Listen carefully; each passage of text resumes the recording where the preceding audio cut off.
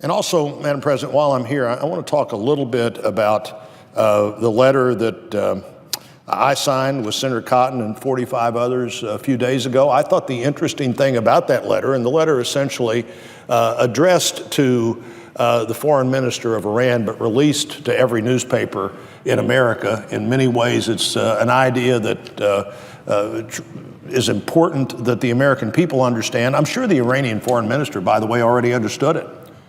If you have any interest in reading the Congressional Record or watching C-SPAN or reading any paper in the last 6 months, you would have seen that the Senate was very concerned in a bipartisan way that the president was negotiating an agreement with another country and was refusing to come to the Senate and ask for the approval that the Constitution anticipates what should be there.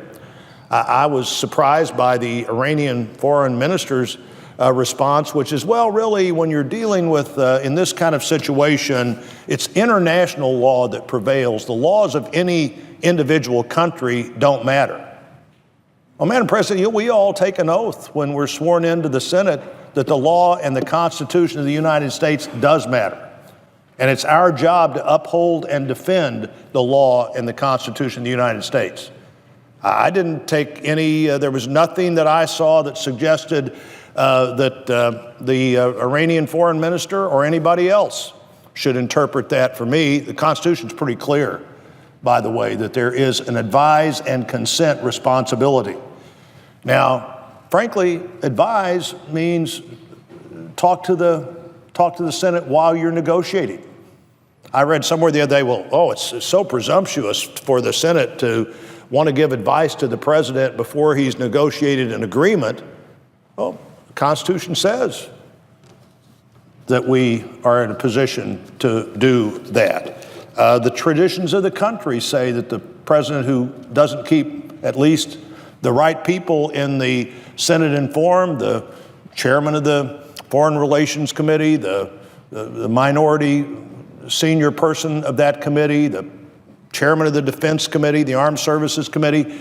If you don't keep them informed, you're not going to bring people along as you should. That's obviously part of trying to make the government work.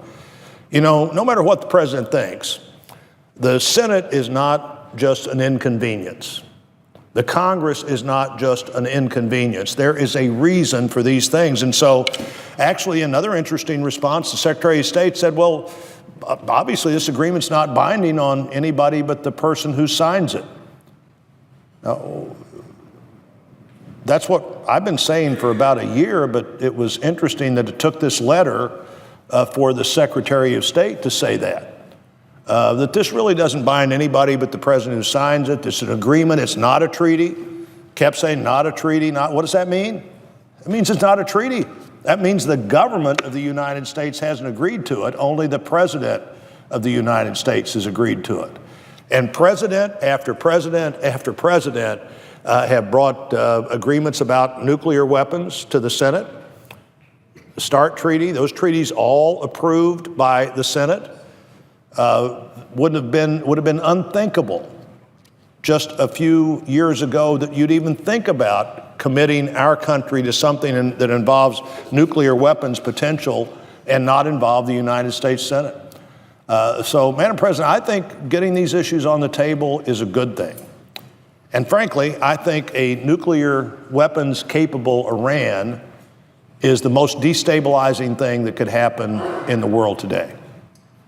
Not only our great ally and friends in Israel, but countries all over the Middle East will immediately be concerned, and countries within reach of those potential future weapons in Europe and other places would soon be concerned. We are headed down a bad path here, negotiating not that you'll never be allowed to have nuclear weapons, but apparently negotiating how long it would be from the moment you start until you could have the enriched material it would take to have a nuclear weapon. There are many countries in the world today that have nuclear power that don't enrich in a way that would allow them to ever have a nuclear weapon. Iran, if it wanted to, could have added itself easily to that list. Iran, one of the most energy-rich places in the world, could easily have added itself to that list if it wants to add to all that energy nuclear power.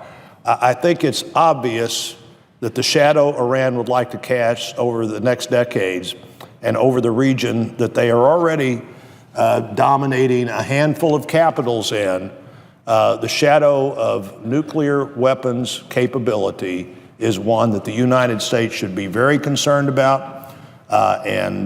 This discussion at the highest levels is the right kind of discussion for the country to be having.